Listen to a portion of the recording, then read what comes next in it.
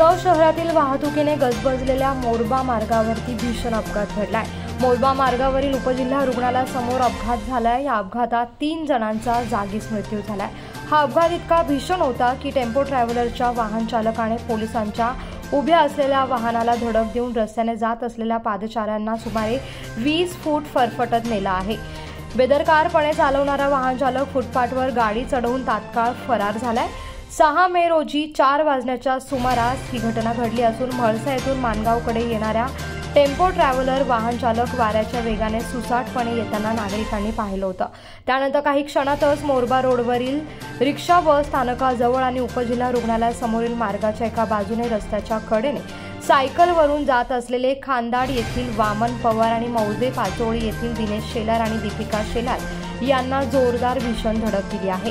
या धडकेमध्ये वामन पवार आणि दीपिका शेलार रस्त्याच्या बाजूला उडाले गेले, तर दिनेश शेलार यांना 20 फूट फरफटत नेत फुटपाथवर चढताना सुकी मच्छीचा व्यवसाय करणाऱ्या दुकानदाराला या वाहनाने धडक दिली आहे। तर नागरिकांनी व पोलिसांनी तत्परता दाखवून तात्काळ या अपघातग्रस्तांना उपचारासाठी रुग्णालयामध्ये दाखल केले। या अपघातानंतर मोठ्या प्रमाणात नागरिकांची गर्दी झाली होती। अपघाताची माहिती मिळताच माणगाव पोलीस तात्काळ घटनास्थळी दाखल झाले आणि अपघाताचा पुढील तपास माणगाव पोलीस करत आहे। या अपघातानंतर संतप्त जमावाने मुंबई गोवा महामार्ग रोखून धरला। टेम्पो ट्रॅव्हलरच्या मालकाला बोलावण्याची संतप्त जमावाची मागणी होती। यामुळे आता मुंबई गोवा महामार्गाची संपूर्ण वाहतूक विस्कळीत झाली आहे। या अपघातानंतरचे सीसीटीव्ही फुटेज देखील समोर आले आहे।